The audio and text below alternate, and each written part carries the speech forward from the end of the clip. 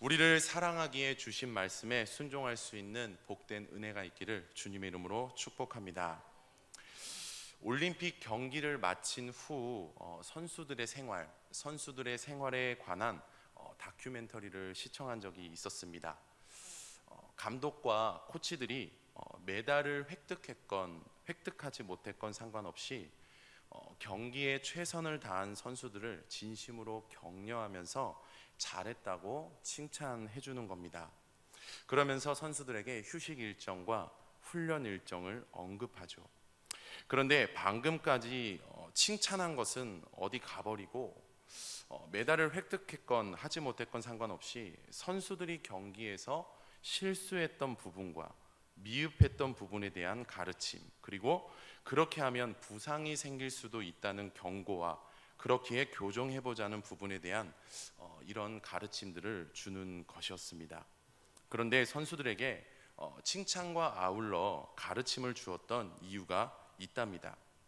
선수들이 매 경기에 최선을 다할 수 있게 하는 것, 또 경기하면서 부상을 당하지 않게 하는 것, 이것이 바로 선수들에게 가르침을 준 이유였습니다.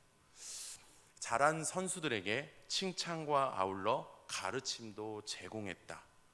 그런데 이것은 신앙도 마찬가지입니다. 하나님께서는 신앙생활을 잘하기에 최선을 다하는 성도들을 칭찬해 주십니다. 그러나 하나님께서는 칭찬만 하시는 것이 아니라 칭찬과 아울러 가르침도 주십니다. 왜냐하면 하나님께서는 우리가 지속적으로 신앙생활을 잘하기를 원하시기 때문이죠. 디모데 후서를 보면 하나님께로부터 칭찬받은 것과 아울러 가르침을 받았던 한 인물이 등장합니다. 그 인물 누굴까요? 그 인물은 바로 디모데였습니다. 디모데후서 1장 5절 상반절의 말씀을 보시면 이런 말씀이 언급되어 있습니다.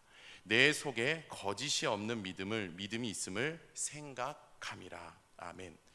이 말씀은 디모데가 신앙생활을 굉장히 잘했다는 말씀입니다. 즉 디모데는 생명 내놓고 복음을 전파하며 거룩을 수호했던 하나님의 사람이었죠. 그렇게 디모데는 하나님께로부터 칭찬을 받았습니다.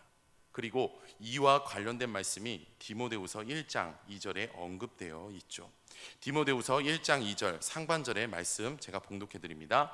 사랑하는 아들 디모데. 아멘. 바울 선생님과 디모데는 사제지간님과 아울러 영적으로 부자 관계였습니다. 그래서 바울 선생님은 디모데를 부를 때 아들아라고 부르죠. 그리고 아들이라고 부를 때 그냥 아들이라고 부르지 않고 사랑하는 아들아라고 부릅니다.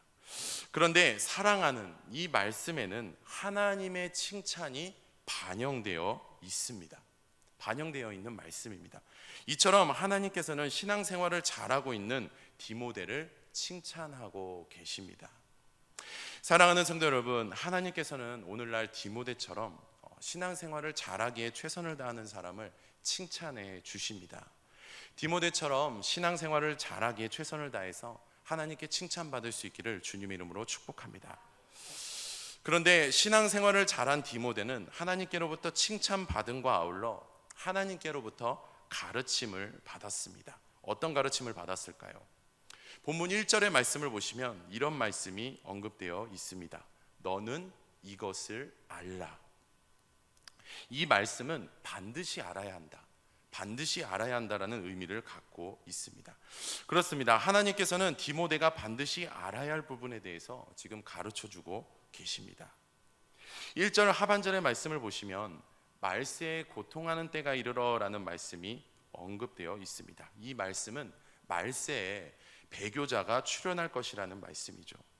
배교자는 영적으로나 도덕적으로 변질된 성도를 일컫습니다. 그런데 이 말세에 배교자가 출현할 것이라는 이 말씀은요, 신실한 형태를 띠고 있는 말씀입니다. 신실함의 형태를 띠고 있는 말씀입니다. 성경에서 신실함은 반드시 이루어진다라는 뜻을 갖고 있습니다. 그렇게 말세에는 배교자가 정말로 출현합니다. 그런데 말세는 무엇을 의미하는 걸까요? 말세는 예수님께서 이 땅에 오신 그때를 기준으로 해서 재림하시기 전까지의 시기를 말합니다. 오늘날 우리는 이 시기 속에서 살고 있죠. 즉 현재 우리가 살고 있는 시기가 바로 말세입니다. 그렇기에 말씀대로 배교자는 정말로 출현했습니다. 그렇습니다. 디모데는 하나님께로부터 배교자에 대한 가르침을 받았습니다. 그런데 배교자는 어떤 부류의 사람일까요? 어떤 특징이 있을까요? 우리가 본문에 언급되어 있는데 잠깐 살펴보도록 하겠습니다. 배교자는 첫째로 잘못된 사랑을 지향하는 사람입니다. 2절 상반절의 말씀 봉독해 드립니다. 사람들이 자기를 사랑하며 돈을 사랑하며. 아멘. 여기서 자기를 사랑하는 사람은 타 성도가 하는 일은 불륜이고 자신이 하는 일은 마치 로맨스인 것처럼 여기며 사는 사람을 말합니다. 오로지 자신이 정한 기준에 대해서는 옳고 괜찮지만 하나님의 말씀을 가르치고 지키기에 힘쓰는 사람을 대적하는 그런 부류의 사람이 바로 자기를 사랑하는 사람입니다. 그리고 돈을 사랑하고 자랑하는 사람은 돈에 눈이 멀어 탐욕을 지향하고 그것을 자랑하는 사람을 말합니다. 하나님께서는 이런 사람을 향해 잘못된 사랑을 지향하는 사람이라고 칭하십니다. 그리고 배교자는 둘째로 교만한 사람입니다. 2절 중반절의 말씀입니다. 봉독해 드립니다. 자랑하며 교만하며 비방하며. 아멘. 여기서 자랑하는 사람은 자기를 과시하고 뽐내는 사람을 말합니다. 그리고 교만한 사람은 방금 말씀드린 자랑하는 사람의, 즉 자기를 과시하고 뽐내는 사람의 또 다른 칭호입니다. 즉 자랑하는 사람은 교만한 사람인 것이죠.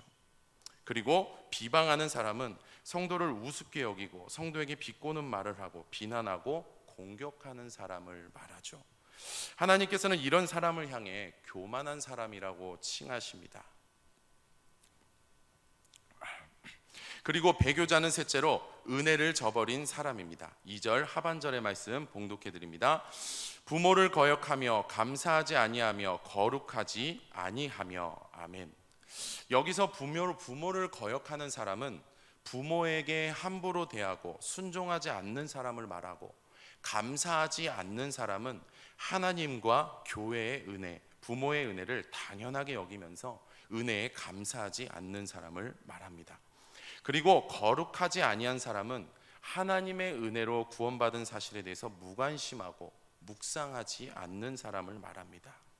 하나님께서는 이런 사람을 향해 은혜를 저버린 사람이라고 칭하십니다. 또 배교자는 어떤 사람일까요? 또 어떤 특징을 갖고 있을까요? 배교자는 넷째로 자기 의를 만들어내는 사람입니다. 3절 상반절의 말씀 봉독해 드립니다. 무정하며 원통함을 풀지 아니하며 모함하며. 아멘. 여기서 무정한 사람은 성도에게 도덕적이고 윤리적인 사랑조차 행하지 않는 사람을 말하고, 원통함을 풀지 않는 사람은 성도에게 끊임없이 앙심을 품는 사람을 말합니다. 그리고 모함하는 사람은 없는 말들을 만들어내서 성도를 깎아내리는 사람, 타인의 말만을 듣고 비방하고 판단하고 비난하는 사람을 말하죠. 하나님께서는 이런 사람을 향해 자기 의를 만들어내는 사람이라고 칭하십니다. 또 배교자는 다섯째로 선을 미워하는 사람입니다. 3절 하반절의 말씀 봉독해 드립니다. 절제하지 못하며 사나우며 선한 것을 좋아하지 아니하며. 여기서 절제하지 못하고 사나운 사람은 감정의 지배를 받고 붙들려서 감정대로만 행하는 사람을 말합니다. 그리고 선한 것을 좋아하지 않는 사람은 성경에서 말하는 선한 것은 거부하고 자기 기준으로 정해놓은 선한 것이 마치 성경에서 말하는 선한 것이라고 여기는 사람을 말하죠. 하나님께서는 이런 사람을 향해 자기 의를 만들어내는 사람이라고, 선을 미워하는 사람이라고 칭하십니다. 배교자는 여섯째로 이기적인 사람입니다. 4절 상반절의 말씀입니다. 배신하며 조급하며 자만하며. 여기서 배신하는 사람은 어떤 성도를 자신의 도구로 삼아 필요할 때는 이용하고 그렇지 않을 때는 저버리는 사람을 말하고, 조급한 사람은 거룩이라는 정체성을 가졌음에도 불구하고 악한 일에 몰두하는 사람을 말합니다. 그리고 자만한 사람은 영적으로나 도덕적으로 자기중심적인 사람을 말하죠. 하나님께서는 이런 사람을 향해 이기적인 사람이라고 칭하십니다. 그리고 배교자는 마지막 일곱 번째로 쾌락을 사랑하는 사람입니다. 4절 하반절의 말씀 봉독해 드립니다. 쾌락을 사랑하기를 하나님 사랑하는 것보다 더하며. 아멘. 이 사람은 하나님을 사랑한다는 것이 무엇인지 지식적으로는 잘 아는데 행하지 않는 사람, 때로는 하나님을 사랑했다가 때로는 쾌락을 사랑하는 왔다리 갔다리 하는 사람을 말합니다. 하나님께서는 이런 사람을 향해 쾌락을 사랑하는 사람이라고 칭하십니다. 그렇습니다. 하나님께서는 디모데에게 지금 배교자에 대한 가르침을 주십니다. 그리고 가르침 후에는 이런 말씀을 하시죠. 5절 상반절의 말씀 우리 스크린 보고 다 같이 한번 읽어보도록 하겠습니다. 시작. 경건의 모양은 있으나 경건의 능력은 부인하니. 아멘. 배교자는 앞서 말씀드렸듯이 잘못된 사랑을 지향하는 사람, 교만한 사람, 은혜를 저버린 사람, 자기 의를 만들어내는 사람, 선을 미워하는 사람, 이기적인 사람, 쾌락을 사랑하는 사람인데, 하나님께서는 이런 부류의 사람을 경건의 모양은 있으나 경건의 능력을 부인하는 사람이라고 칭하고 계십니다.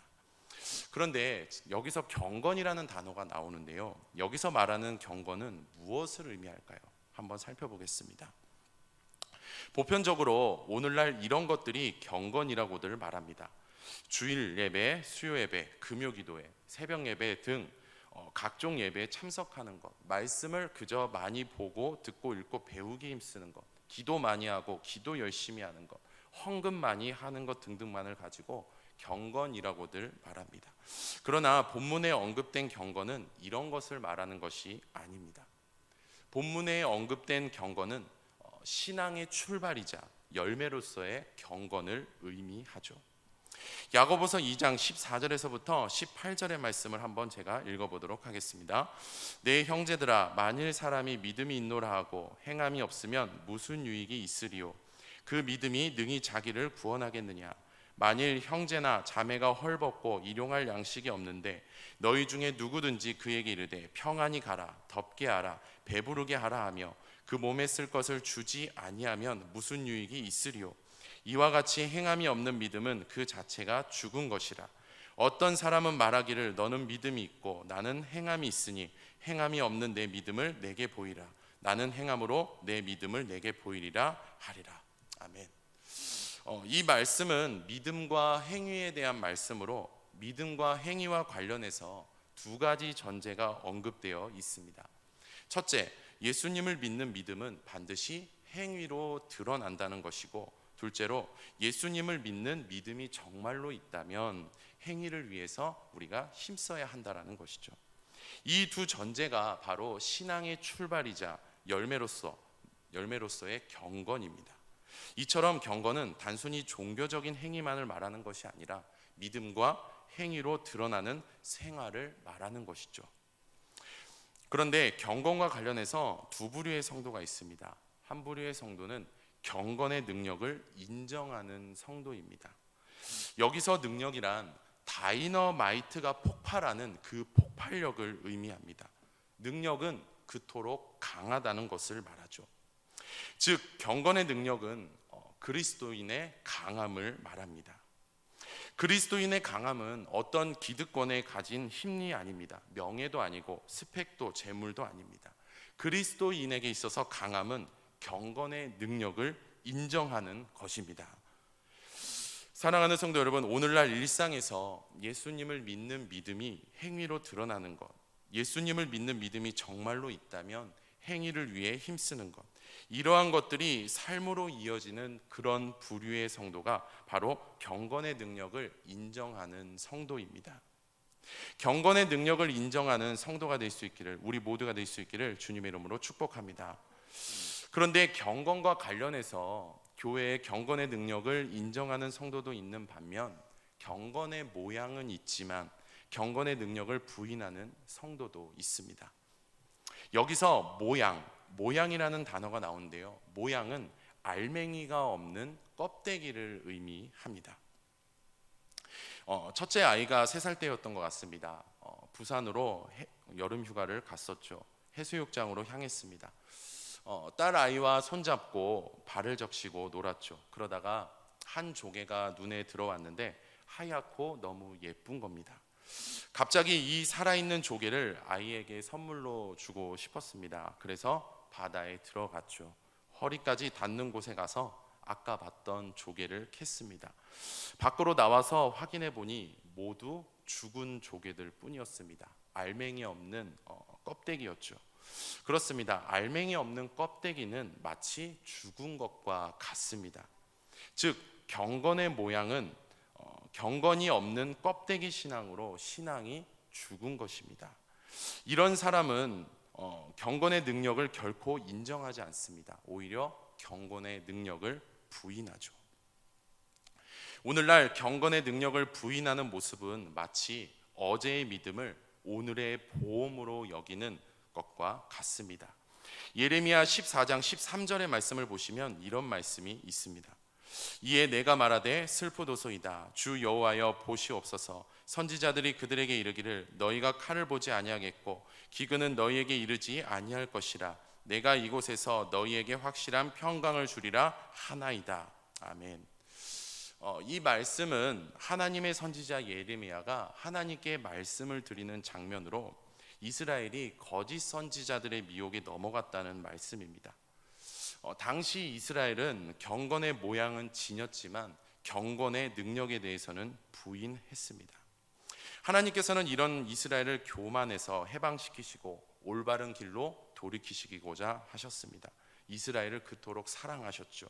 그래서 예레미야 선지자를 이스라엘에게 보내십니다. 그리고 예레미야 선지자를 통해 자신의 메시지를 이스라엘에게 선포합니다.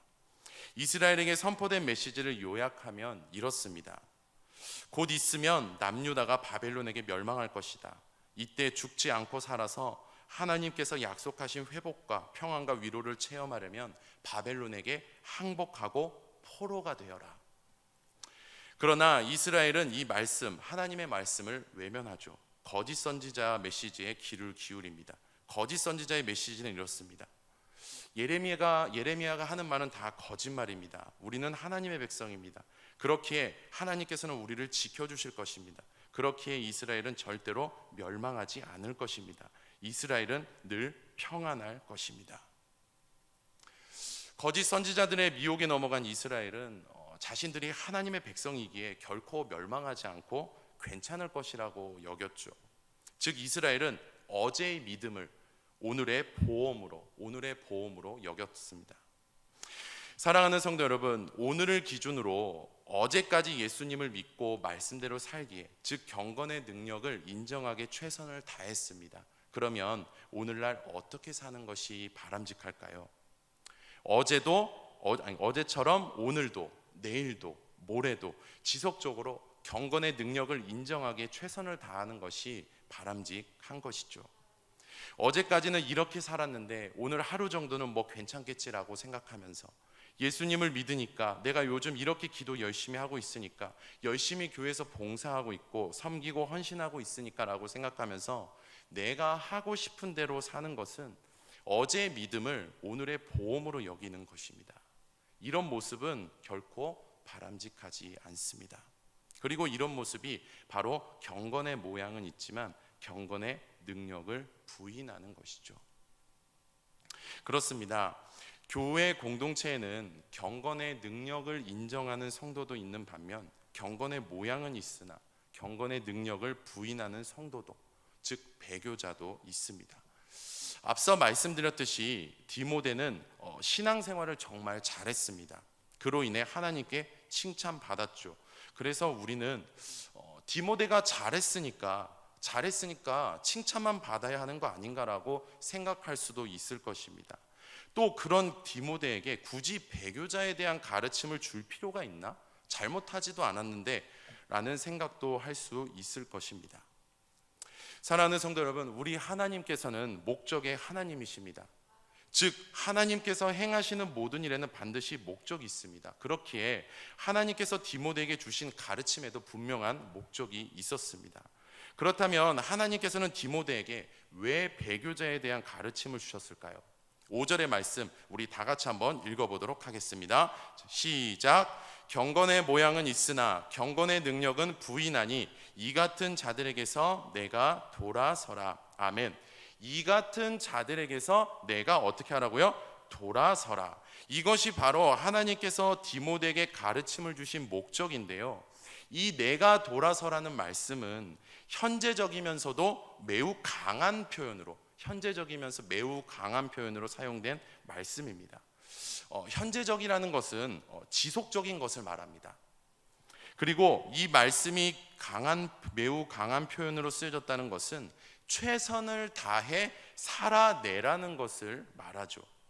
그렇기에 내가 돌아서라는 말씀은 잘못했기 때문에 돌아서라가 아니라 경건의 능력을 인정하기에 지속적으로 최선을 다하라는 말씀입니다. 지금까지도 그렇게 살아왔다면 앞으로도 그렇게 살기에 최선을 다하라는 말씀입니다. 그래서 이 의미를 좀 쉽게 재해석해 보면 이렇습니다. 지금까지 경건의 능력을 인정하며 잘 살아왔지만 배교자들처럼 이것을 보험으로 삼지 말고 경건의 능력을 인정하는 그런 삶을 살아내기에 지속적으로 최선을 다해야 한다. 하나님께서는 이런 목적을 위해서 디모데에게 배교자에 대한 가르침을 주신 것입니다. 그렇습니다.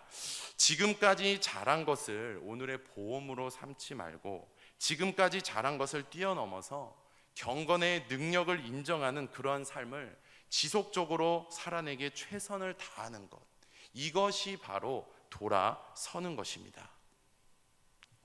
오늘날 그리스도인들을 미혹하는 세력들이 너무나 많습니다. 그런 세상에서 우리가 돌아선다는 것은 결코 쉽지 않습니다. 그러나 예수님을 정말로 믿는다면 우리는 돌아서기에 최선을 다해야 합니다. 지금까지 경건의 능력을 인정해왔다면 앞으로도 꾸준히 경건의 능력을 인정하기에 최선을 다해야 하는 것이죠. 조만간 제가 구입해서 이제 보려고 계획했던 서적들이 있었습니다. 그런데 그 서적 중에 뜨겁게 전진하고 쿨하게 돌아서라라는 제목을 가진 서적이 있습니다. 이 서적의 제목처럼 뜨겁게 돌아섰으면 좋겠습니다. 쿨하게 돌아섰으면 좋겠습니다. 우리의 심장이 멈춰서 천국에 이르는 그날까지, 주님께서 재림하시는 그날까지 수많은 미혹이 있을 것입니다. 또 배교자에게 수많은 비방과 공격을 받을 수도 있을 것이고 수많은 슬픔과 공포와 아픔 가운데 있을 수도 있을 것입니다. 또 여러모로 분주할 수도 있을 것이고 기쁘고 행복한 일들이 많이 생겨서 그 일에 몰두할 수밖에 없을 수도 있을 것입니다.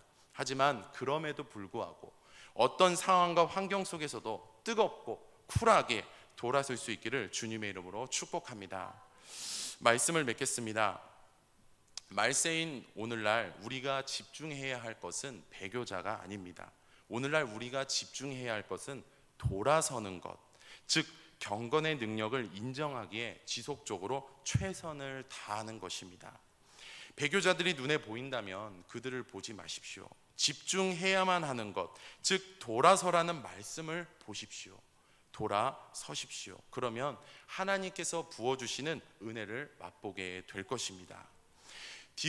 디모데후서 끝을 보면 이런 말씀이 언급되어 있습니다. 디모데후서 4장 22절의 말씀입니다. 우리 다 같이 한번 읽어보겠습니다. 시작. 나는 주께서 내 심령에 함께 계시기를 바라노니 은혜가 너희와 함께 있을지어다. 아멘. 성령께서는 우리가 늘 뜨겁고 쿨하게 돌아설 수 있도록 매 순간 탄식하시면서 기도하고 계십니다. 이 성령을 의지하며 뜨겁게 쿨하게 돌아선다면 하나님께서는 은혜로 우리와 함께 해 주실 것입니다. 이러한 사실에 대한 믿음을 갖고 또 이 믿음을 굳건하게 하며 뜨겁고 쿨하게 돌아설 수 있기를 주님의 이름으로 축복합니다.